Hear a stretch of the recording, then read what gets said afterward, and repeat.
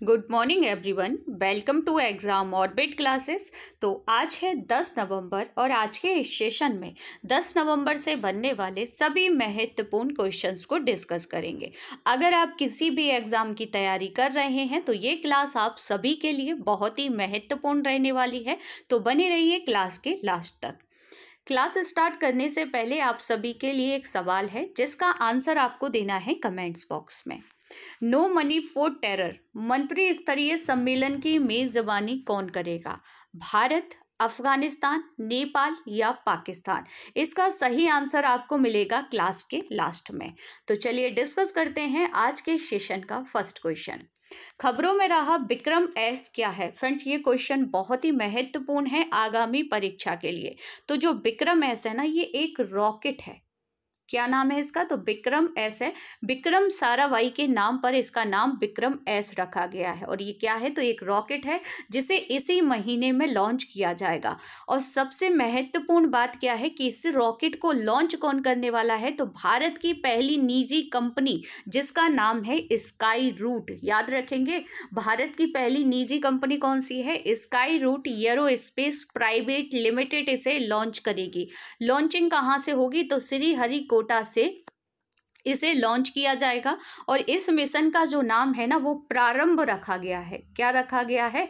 तो इस मिशन का नाम है प्रारंभ। और इस मिशन में विक्रम एस 3 ग्राहक उपग्रहों को एक उपकक्षीय उड़ान में ले जाएगा। आगे डिस्कस करेंगे इसी के बारे में। तो विक्रम एस रॉकेट को किसने विकसित किया है, पूछा जा सकता है।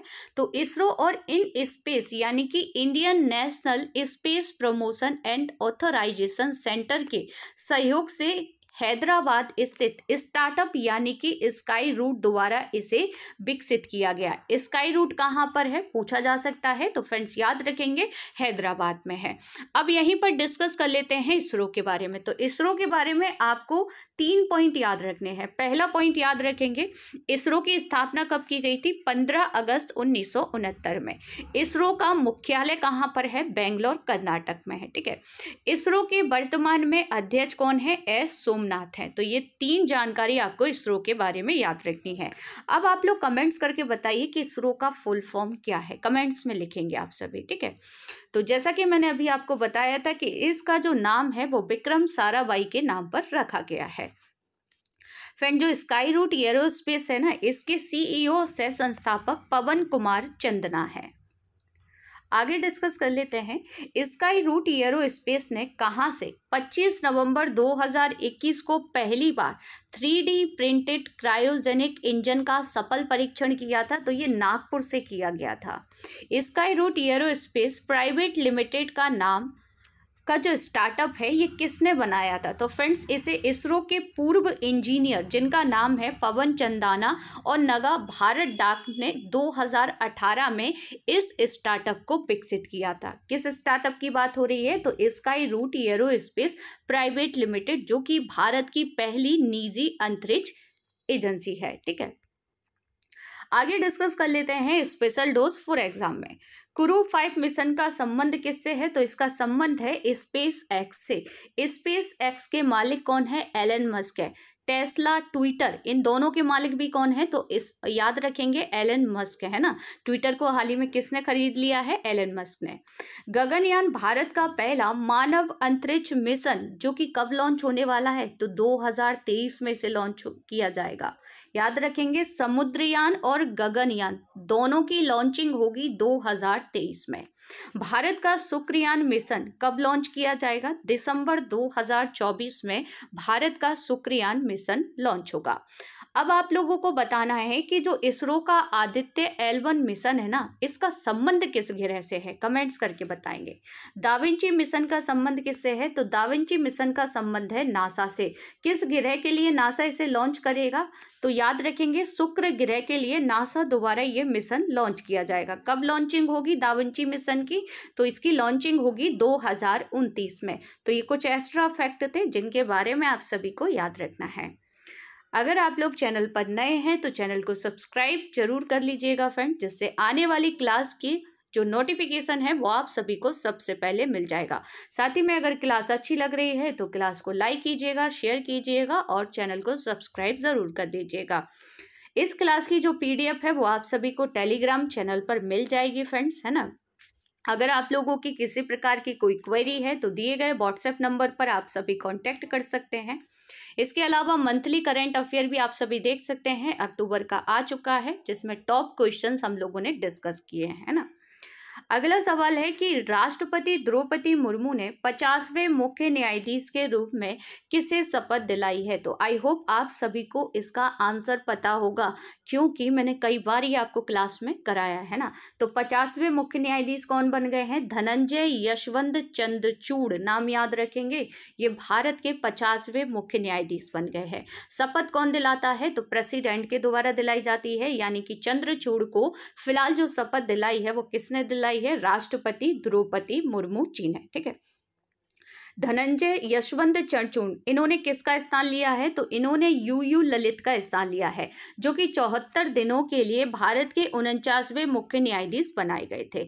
यूयू ललित से पहले भारत के मुख्य न्यायाधीश कौन थे? NV रमन थे, जो कि भारत के कौन से नंबर के थे? 48वें नंबर के। अगर 47वें नंबर के पूछ ले तो याद रखेंगे शरद अरविंद बोबडे, ठीक है। 47, 48, 49 और आपके 50वें मुख्य न्यायाधीश बन गए हैं चंद्रचूड़। फ्रेंड्स, इनका जो कार्यकाल होगा वो 10 नवंबर 2024 तक रहेगा। कब तक? 10 नवंबर 2024 तक। इनके पिता, जिनका नाम है वाई.वी. चंद्रचूड़, ये भी मुख्य न्यायाधीश रह चुके हैं और ये भारत के 16वें मुख्य न्यायाधीश रहे हैं। आगे डिस्कस कर लेते हैं। भारत का जो सर्वोच्च न्यायालय है 26 जनवरी 1950 को अस्तित्व में आया था। भारत सरकार अधिनियम 1935 के तहत स्थापित संघीय न्यायालय को भारत के सर्वोच्च न्यायालय में बदल दिया गया था। अधिनियम याद रखेंगे, अधिनियम कौन सा है? तो 1935 है, ठीक है। इसकी जो पहली बैठक हुई थी वो 28 जनवरी 1950 को हुई थी। डिस्कस कर लेते हैं कुछ एक्स्ट्रा फैक्ट सर्वोच्च न्यायालय से रिलेटेड। भारत के पहले मुख्य न्यायाधीश कौन थे? न्यायमूर्ति एच.जे. कानिया। सर्वोच्च न्यायालय की पहली महिला न्यायाधीश कौन थी? एम. फातिमा बीबी। भारत में कुल कितने हाई कोर्ट हैं वर्तमान में? तो 25 है और 25वां हाई कोर्ट है Amravati high court. I hope आप सभी को ये याद हो गया होगा। आर्टिकल 124 क्या है? तो भारत का एक उच्चतम न्यायालय होगा, ये कहा गया है आर्टिकल 124 में। फास्टर नाम से एक सॉफ्टवेयर किसके द्वारा लॉन्च किया गया था? सर्वोच्च न्यायालय ने इसकी लॉन्चिंग की थी। कौन सा अनुच्छेद सर्वोच्च न्यायालय को अभिलेख न्यायालय का स्थान प्रदान करता है? तो याद रखेंगे आर्टिकल 129 है। संविधान का व्याख्याकार और संरक्षक किसे कहा जाता है? तो सुप्रीम कोर्ट यानी कि सर्वोच्च न्यायालय को कहा जाता है। अब आप लोग कमेंट्स करके बताइए कि डॉक्टर भीमराव अंबेडकर जी ने किस अनुच्छेद या किस आर्टिकल को भारत के संविधान की आत्मा कहा है। कमेंट्स में आंसर देंगे। संविधान के भाग 5 में अनुच्छेद 124 से 147 तक सर्वोच्च न्यायालय के संगठन, स्वतंत्रता, अधिकार क्षेत्र, शक्तियों एवं प्रक्रियाओं से संबंधित है। भाग कौन सा है जिसमें सर्वोच्च न्यायालय का प्रावधान है? तो याद रखेंगे संविधान का भाग 5 है। सबसे लंबे समय तक सेवा करने वाले मुख्य न्यायाधीश कौन है? तो यशवंत विष्णु चंद्रचूड़, जो कि डी.वाई. चंद्रचूड़ के पिता हैं और ये 16वें मुख्य न्यायाधीश रहे थे भारत के। सबसे कम समय तक रहने वाले मुख्य न्यायाधीश कौन है? तो सबसे कम समय तक रहे थे कमल नारायण सिंह और ये भारत के 22वें मुख्य न्यायाधीश थे। अगला सवाल है कि प्रधानमंत्री नरेंद्र मोदी जी 17वें G20 शिखर सम्मेलन में विश्व नेताओं को किस राज्य की कलाकृतियां उपहार में देंगे? जैसा कि फ्रेंड्स आप सभी को ज्ञात होगा, मैंने बताया था कि जो G20 की अध्यक्षता है ना वर्तमान में कौन कर रहा है? इंडोनेशिया, ठीक है। नवंबर यानी कि इसी महीने राष्ट्र अध्यक्षों का सम्मेलन होगा। कहाँ पर? इंडोनेशिया में। और इसी सम्मेलन के बाद जो मेजबानी है, जो अध्यक्षता है, वो किसे सौंप दी जाएगी? तो भारत को सौंप दी जाएगी। पूछा जा सकता है कि जो इंडोनेशिया अध्यक्षता कर रहा है ना G20 सम्मेलन की, कौन सा सम्मेलन है फ्रेंड्स? तो याद रखेंगे 17वां सम्मेलन है जिसकी अध्यक्षता इंडोनेशिया कर रहा है। और 18वां जो G20 सम्मेलन होगा इसकी अध्यक्षता कौन करेगा फ्रेंड्स? तो भारत करेगा। याद रखेंगे आप सभी। तो फ्रेंड्स प्रधानमंत्री नरेंद्र मोदी जी जो कि राष्ट्र अध्यक्षों की बैठक होगी इसमें जाएंगे और जो अध्यक्ष होंगे यहाँ के, जैसे कि जो विश्व नेता होंगे जो जो इस सम्मेलन में भाग लेंगे, उन्हें प्रधानमंत्री नरेंद्र मोदी जी द्वारा हिमाचल प्रदेश की कलाकृतियां उपहार में दी जाएंगी। बहुत ही महत्वपूर्ण क्वेश्चन है और पूरी संभावना है इस क्वेश्चन के एग्जाम में बनने की, है ना। तो याद रखेंगे किस राज्य की कलाकृतियां उपहार में देंगे प्रधानमंत्री, तो हिमाचल प्रदेश की फ्रेंड्स, है ना। डिस्कस कर लेते हैं डिटेल से। तो 17वां जो G20 शिखर सम्मेलन है ये 15 से 16 नवंबर 2022 इंडोनेशिया के बाली में होगा। कहाँ पर? बाली में, ठीक है। और हिमाचल प्रदेश जैसा कि अभी हम डिस्कस कर चुके हैं। और भारत औपचारिक रूप से 1 दिसंबर 2022 से इंडोनेशिया से G20 प्रेसिडेंसी का पदभार ग्रहण करेगा, यानी कि अध्यक्षता किसे सौंप दी जाएगी? भारत को। और फ्रेंड्स भारत 18वें G20 शिखर सम्मेलन की मेजबानी करेगा। आगे डिस्कस कर लेते हैं कि जो उपहार से रिलेटेड है, संस्कृति को बढ़ावा देने के लिए हिमाचल प्रदेश की, उनमें शामिल है चंबा रुमाल, कांगड़ा लघु चित्र, किन्नौरी शॉल, हिमाचली मुखेटे, कुल्लू शॉल और करनाल ब्रास सेट भेंट करेंगे, ठीक है। भारत के G20 प्रेसिडेंट का जो विषय है, जो कि हाल ही में प्रधानमंत्री नरेंद्र मोदी जी ने लोगो और विषय दोनों लॉन्च किए हैं G20 के लिए। तो विषय क्या है? वासुदेव कुटुंबकम है, या एक पृथ्वी एक परिवार एक भविष्य, महाउपनिषद के प्राचीन संस्कृत पाठ से इसे लिया गया है। ये पॉइंट भी आप सभी को याद रखना है। अब आप सभी लोगों को देख सकते हैं जो कि हाल ही में प्रधानमंत्री नरेंद्र मोदी जी द्वारा जारी किया गया था। तो ये G20 का लोगो है, क्योंकि 2023 में इंडिया मेजबानी करने वाला है। G20 की अगर बात की जाए तो G20 में 19 देशों और यूरोपीय संघ का एक बहुपक्षीय संगठन है, जिसकी स्थापना 1999 में की गई थी। याद रखेंगे कि भारत G20 का संस्थापक सदस्य है। साथ ही में याद रखना है कि G20 का अपना कोई सचिवालय या स्थायी मुख्यालय नहीं है। और साथ ही में याद रखेंगे कि G7 का भी स्थायी सचिवालय या मुख्यालय नहीं है। और याद रखना है कि भारत G7 का सदस्य देश नहीं है। ये पॉइंट आपको याद रखना है यहाँ पर, है ना। नेक्स्ट क्वेश्चन है कि वर्ष 2021 के लिए राष्ट्रीय फ्लोरेंस नाइटिंगेल पुरस्कार से किसे दिया गया है, किसे सम्मानित किया गया है? तो फ्रेंड्स ये पुरस्कार राष्ट्रपति द्रौपदी मुर्मू जी द्वारा दिया गया है। किसे दिया गया है? तो शशिकला पांडे और गंगा जोशी, यानी कि राइट आंसर होगा ऑप्शन डी, ए और बी दोनों को दिया गया है। फ्रेंड्स शशिकला पांडे और गंगा जोशी, इनका संबंध किस राज्य से है? तो ये उत्तराखंड से है। कहाँ से हैं? याद रखेंगे ये उत्तराखंड से संबंधित हैं।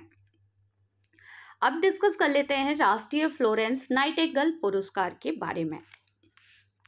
तो फ्रेंड्स यह पुरस्कार भारत सरकार के स्वास्थ्य और परिवार कल्याण मंत्रालय द्वारा 1973 में स्थापित किए गए थे। यह पुरस्कार केंद्र या राज्य केंद्र शासित प्रदेशों, निजी मिशनरियों, स्वैच्छिक संगठनों में कार्यरत उत्कृष्ट नर्सिंग कर्मियों को दिया जाता है। किससे संबंधित है? तो नर्सिंग से ये संबंधित है।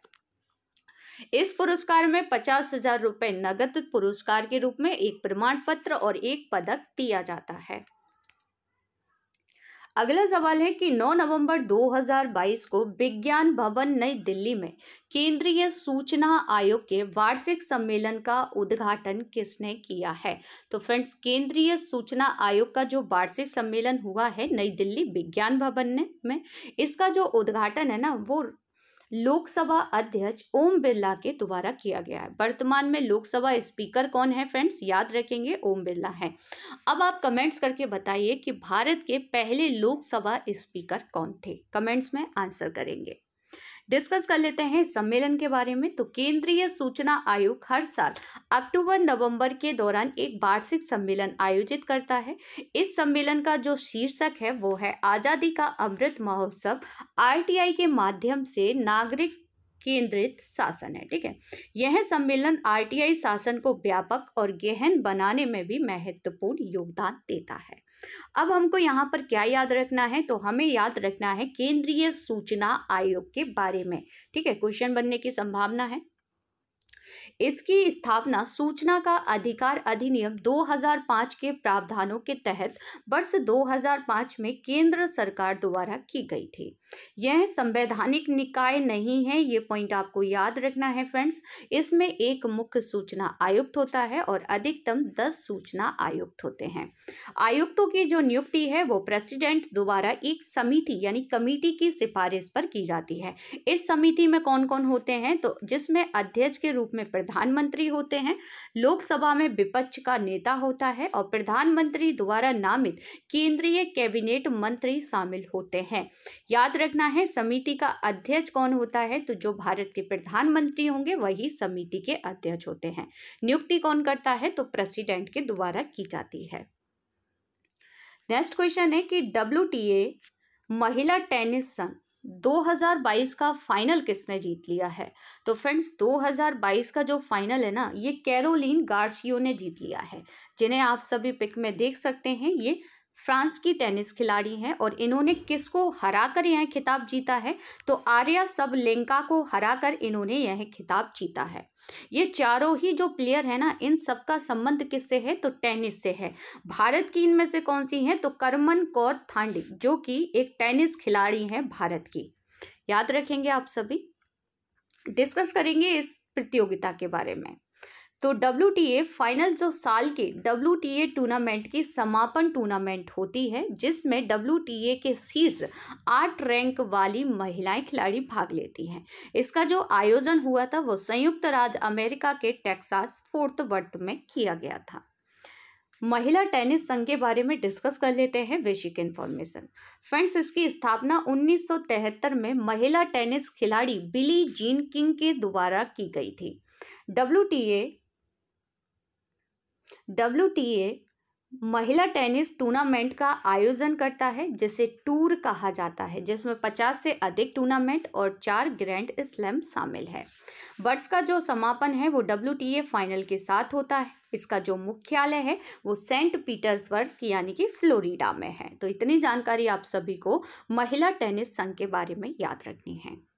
नेक्स्ट क्वेश्चन है कि 53वां भारतीय अंतर्राष्ट्रीय फिल्म महोत्सव कहाँ आयोजित किया जाएगा। तो फ्रेंड्स 53वां भारतीय अंतर्राष्ट्रीय जो फिल्म महोत्सव है ये होगा गोवा में। कहाँ पर आयोजित किया जाएगा, तो याद रखेंगे गोवा में इसका आयोजन होगा। कब से कब तक, 20 से 28 नवंबर के बीच आयोजित किया जाएगा। फ्रेंड्स इसमें कुल 15 फिल्में गोल्डन पिकॉक अवार्ड के लिए स्पर्धा में होंगी, जिनमें 12 अंतर्राष्ट्रीय और 3 भारतीय फिल्म होंगी। भारतीय अंतर्राष्ट्रीय फिल्म महोत्सव की जो शुरुआत है वो 1952 में की गई थी और पहली बार इस महोत्सव का आयोजन तत्कालीन प्रधानमंत्री यानी कि जवाहरलाल नेहरू के संरक्षण में भारत सरकार के फिल्म डिवीजन द्वारा किया गया था। अब आप आंसर करिए कमेंट्स बॉक्स में कि प्रधानमंत्री जवाहरलाल नेहरू जी को भारत रत्न से कब सम्मानित किया गया था। नेक्स्ट क्वेश्चन है कि खबरों में रहा केपेगौड़ा अंतर्राष्ट्रीय हवाई अड्डा किस राज्य में है। तो फ्रेंड जो केपेगौड़ा अंतर्राष्ट्रीय हवाई अड्डा है ये कर्नाटक राज्य में है। कर्नाटक में भी कहाँ पर है, तो बेंगलोर में है। फ्रेंड्स कहाँ पर है, बेंगलोर में। अब ये सुर्खियों में क्यों है, क्योंकि प्रधानमंत्री नरेंद्र मोदी जी 11 नवंबर को लगभग 5,000 करोड़ रुपए की लागत से बने बेंगलोर के केपेगौड़ा अंतर्राष्ट्रीय हवाई अड्डे के टर्मिनल 2 का उद्घाटन करेंगे, इसलिए ये हवाई अड्डा सुर्खियों में है फ्रेंड्स। और टर्मिनल 2 बेंगलोर के गार्डन सिटी की तर्ज पर डेवलप किया गया है और यहाँ चलते हुए यात्रियों को अनुभव होगा कि वे किसी बगीचे में चल रहे हैं। फ्रेंड्स अगर ये बेंगलोर में जो हवाई अड्डा है इसके दोनों टर्मिनल को जोड़ दिया जाए तो यह दिल्ली के बाद देश का सबसे बड़ा हवाई अड्डा होगा। यानी कि दिल्ली में जो इंदिरा गांधी इंटरनेशनल एयरपोर्ट है ना, जो कि सबसे बड़ा एयरपोर्ट है, इसके बाद दूसरे नंबर पर कौन सा हो जाएगा अगर ये दोनों टर्मिनल इसके जोड़ दिए जाएं, तो याद रखेंगे केपेगौड़ा अंतर्राष्ट्रीय हवाई अड्डा। डिस्कस कर लेते हैं हवाई अड्डे जो कि हाल ही में इनके नाम बदले गए थे, है ना। माना एयरपोर्ट का नया नाम क्या कर दिया गया है, स्वामी विवेकानंद एयरपोर्ट कर दिया गया है और ये रायपुर छत्तीसगढ़ में है। बेंगलोर इंटरनेशनल एयरपोर्ट का नया नाम कैपेगोंडा इंटरनेशनल एयरपोर्ट कर दिया गया है, जो बेंगलोर में है। अगरतला एयरपोर्ट का नया नाम क्या कर दिया गया है, तो महाराजा वीर विक्रम एयरपोर्ट कर दिया गया है। ये अगरतला जो कि त्रिपुरा की राजधानी है। होलोंगी ग्रीनफील्ड हवाई अड्डा, इसका हाल ही में नया नाम किया गया है। नाम क्या है, डोनी पोलो हवाई अड्डा। और ये हवाई अड्डा कहाँ पर है, तो ये अरुणाचल प्रदेश में है। नेक्स्ट क्वेश्चन है कि 15वीं एशियाई एयर गन चैंपियनशिप कहाँ शुरू हुई है। तो फ्रेंड्स 15वीं एशियाई एयर गन जो चैंपियनशिप है ना, ये दक्षिण कोरिया में शुरू हुई है। और दक्षिण कोरिया में भी कहाँ पर, तो डेगू नहीं डेगू, याद रखेंगे आप सभी। फ्रेंड्स इसमें भारत की अगर बात की जाए तो मनु भाकर, मेहुली घोष, अर्जुन बबूता, दिव्यांश सिंह पंवार सहित भारत के कुल 36 निशानेबाज इस चैंपियनशिप में हिस्सा ले रहे हैं। इसका जो आयोजन है वो 9 से 19 नवंबर तक किया जाएगा। फ्रेंड्स यह पहली राइफल पिस्टल एशियाई निशानेबाजी परिसंघ चैंपियनशिप होगी, जिसे नई एशियाई रैंकिंग प्रणाली में गिना जाएगा। दक्षिण कोरिया की बात कर लेते हैं तो यहाँ मैप में आप सभी देख पा रहे होंगे, ये है साउथ कोरिया और ये ऊपर आप देखेंगे नॉर्थ कोरिया। अब आप लोग बताइए कि साउथ कोरिया और नॉर्थ कोरिया को कौन सा चैनल अलग करता है। कमेंट्स करके बताएंगे कि जो इनके बीच कौन सी लाइन है जो इन्हें अलग करती है। साउथ कोरिया की जो राजधानी है वो सियोल है, ठीक है। अगला सवाल है कि राष्ट्रीय विधिक सेवा दिवस कब मनाया जाता है। तो राष्ट्रीय विधिक सेवा जो दिवस है ये 9 नवंबर को मनाया जाता है। कब मनाते हैं, तो 9 नवंबर को इसे मनाया जाता है। और इसकी जो शुरुआत है वो 1995 में भारत के सर्वोच्च न्यायालय द्वारा समाज के गरीब एवं कमजोर वर्गों को सहायता व समर्थन प्रदान करने के लिए की गई थी, ठीक है। भारतीय विधिक सेवा प्राधिकरण अधिनियम यानी कि 1987 को भारतीय संसद द्वारा 9 नवंबर 1995 को लागू किया गया था, इसलिए 9 नवंबर को राष्ट्रीय विधिक सेवा दिवस मनाते हैं। डिस्कस करेंगे नालसा के बारे में, यानी कि भारतीय विधिक सेवा प्राधिकरण के बारे में डिस्कस करेंगे। तो नालसा का फुल फॉर्म याद रखेंगे आप सभी। वर्ष 1987 में पारित विधिक सेवा प्राधिकरण अधिनियम के तहत राष्ट्रीय विधिक सेवा प्राधिकरण यानी कि नालसा का गठन किया गया था। इसका कार्य क्या है, तो कानूनी सहायता कार्यक्रम लागू करना और उसका मूल्यांकन एवं निगरानी करना है। साथ ही इस अधिनियम के अंतर्गत कानूनी सेवाएं भी उपलब्ध कराई जाती हैं। भारत के जो मुख्य न्यायाधीश है वो नालसा के प्रमुख संरक्षक होते हैं। भारत के सर्वोच्च न्यायालय के जो दूसरे वरिष्ठ न्यायाधीश होते हैं वो प्राधिकरण के कार्यकारी अध्यक्ष होते हैं। नालसा के नागरिक सेवा केंद्र का जो उद्घाटन है हाल ही में नई दिल्ली में किया गया था। नेक्स्ट क्वेश्चन है कि नो मनी फॉर टेरर मंत्री स्तरीय सम्मेलन की मेजबानी कौन करेगा। तो शुरुआत में जो क्वेश्चन आपसे पूछा गया था ना, इसका राइट आंसर है ऑप्शन ए, यानी कि मेजबानी करने वाला है भारत। याद रखेंगे आप सभी, भारत इसकी मेजबानी करेगा। और ये कब से कब तक होगा, तो 18 और 19 नवंबर को नई दिल्ली में होगा। कहाँ पर होगा, नई दिल्ली में इसका आयोजन किया जाएगा। सम्मेलन की मेजबानी भारत की प्रमुख आतंकवाद विरोधी एजेंसी यानी कि राष्ट्रीय जांच एजेंसी के द्वारा की जाएगी। इस तरह की जो पहली बैठक है वो 2018 पेरिस फ्रांस में हुई थी। दूसरी बैठक 2019 मेलबर्न यानी कि ऑस्ट्रेलिया में हुई थी। और तीसरी जो सम्मेलन की मेजबानी थी वो भारत को करनी थी, लेकिन कोविड-19 महामारी के कारण इसे स्थगित कर दिया गया था, जो कि अब होने वाली है ना, नवंबर में। यह भारत द्वारा आयोजित आतंकवाद पर दूसरा सबसे बड़ा अंतर्राष्ट्रीय सम्मेलन होगा। इससे पहले भारत में कब हुआ था, तो पहली बार संयुक्त राष्ट्र सुरक्षा परिषद की आतंकवाद विरोधी समिति की बैठक न्यूयॉर्क के बाहर 28 से 29 अक्टूबर 2022 को भारत में आयोजित की गई थी। फ्रेंड्स याद रखेंगे आप सभी, ये पॉइंट भी बहुत महत्वपूर्ण है। डिस्कस कर लेते हैं राष्ट्रीय जांच एजेंसी के बारे में। तो राष्ट्रीय जांच एजेंसी की जो स्थापना है वो भारत सरकार द्वारा 2009 में राष्ट्रीय जांच एजेंसी अधिनियम 2008 के तहत की गई थी। इसे 26 नवंबर 2008 को मुंबई में हुए आतंकवादी हमले के बाद स्थापित किया गया था। इसके वर्तमान में जो महानिदेशक है वो दिनकर गुप्ता हैं। कल की क्लास का रिवीजन करेंगे। मथुरा वृंदावन को कब तक शुद्ध शून्य कार्बन उत्सर्जन पर्यटन स्थल बनाने का लक्ष्य रखा गया है? तो उत्तर प्रदेश सरकार द्वारा यह लक्ष्य रखा गया है 2041 तक।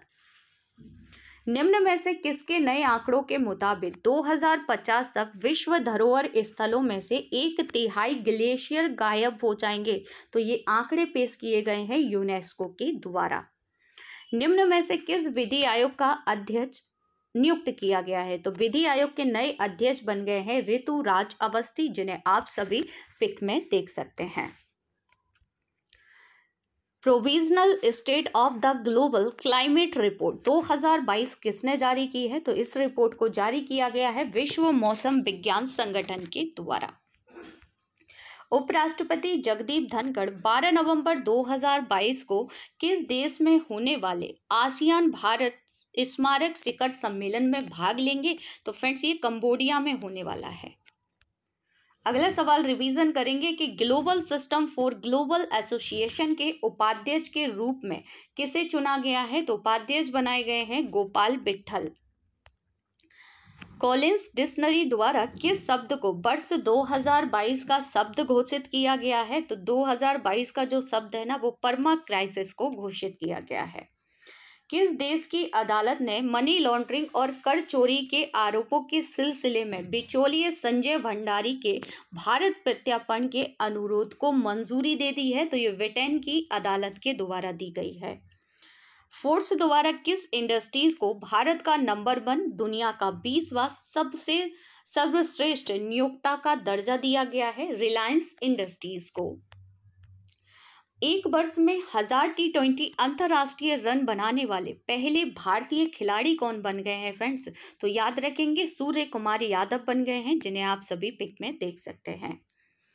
Next and last question revision करेंगे। इसरो किस देश के सहयोग से मून के शैडो साइट पर खोज करेगा? तो ये खोज करेगा जापान के सहयोग से। तो फ्रेंड्स ये था कल का करंट अफेयर। अगर डिटेल से जानना है तो कल की क्लास जरूर देख लीजिएगा। डिस्कस कर लेते हैं top 10 static GK question. Bhilai इस्पात संयंत्र किस देश की सहायता से स्थापित किया गया है? रसिया के सहायता से। विश्वेश्वरैया आयरन स्टील लिमिटेड कहाँ स्थित है? भद्रावती कर्नाटक में। भारत में अभियंता दिवस कब मनाते हैं? 15 सितंबर को। भारत की सिलिकॉन वैली किस शहर को कहा जाता है? बेंगलोर को। स्वतंत्रता के बाद विकसित किया गया पहला पत्तन कौन सा है? कांडला। ठीक है, कहाँ पर है? गुजरात में है। नाबार्ड का मुख्यालय कहाँ पर है? तो नाबार्ड का मुख्यालय मुंबई में है। टेलीविजन का आविष्कार किसने किया था? जॉन लोगी वियर्ड के द्वारा किया गया था। भारत की पहली महिला शासिका कौन थी? रजिया सुल्तान। पेसमेकर का संबंध शरीर के किस अंग से है? हृदय से। मानव शरीर के किस ग्रंथि को मास्टर ग्रंथि भी कहा जाता है? फ्यूज ग्रंथि को कहा जाता है। कल की क्लास में आपसे जो क्वेश्चन पूछे गए थे उनके आंसर एक बार डिस्कस कर लेते हैं। इजराइल के नए पीएम कौन बन गए हैं फ्रेंड्स? तो बेंजामिन नेतन्याहू बन गए हैं। भारत का सबसे बड़ा विंड टरबाइन कहाँ पर लगाया गया है? तो ये गुजरात में लगाया गया है friends. Store house of minerals किस पठार को कहा जाता है? छोटा नागपुर पठार को कहा जाता है। नेक्स्ट एंड लास्ट क्वेश्चन था कि कौन सी नदी मुख्य रूप से दक्षिण अफ्रीका में बहती है? तो दक्षिण अफ्रीका में बहती है ऑरेंज नदी। अब आप लोगों के लिए कुछ क्वेश्चन हैं जिनके आंसर आपको देने हैं कमेंट्स बॉक्स में। तो पहला सवाल है कि दुनिया की पहली वैदिक घड़ी कहाँ लगेगी? तो फ्रेंड्स ये घड़ी लगाई जाएगी कहाँ पर? मध्य प्रदेश के उज्जैन में। इसका आंसर आपको देना था, मैंने ही बता दिया। ठीक है, तो अब आप यहाँ पर बताएंगे कि दुनिया की पहली न्याय घड़ी कहाँ पर लगाई गई है। इसका आंसर आप लोग कमेंट्स बॉक्स में करेंगे। विश्व प्रसिद्ध सोनपुर मेला कहाँ शुरू हुआ? नेक्स्ट क्वेश्चन है कि वह राज्य कौन सा है जिसकी सीमा मिजोरम से नहीं लगती है? नेक्स्ट एंड लास्ट क्वेश्चन है कि सेवरोय पहाड़ियाँ कहाँ अवस्थित हैं? तो फ्रेंड्स इन सभी के आंसर आपको देने हैं कमेंट्स बॉक्स में। आज की ये क्लास आप सभी को कैसी लगी कमेंट्स बॉक्स में ज़रूर बताइएगा। अगर क्लास अच्छी लगी हो और क्लास को ज़्यादा से ज़्यादा शेयर कीजिएगा, लाइक कीजिएगा। अगर चैनल पर नए हैं तो चैनल को सब्सक्राइब ज़रूर कर लीजिएगा। मिलते हैं नेक्स्ट सेशन में, तब तक के लिए थैंक यू सो मच।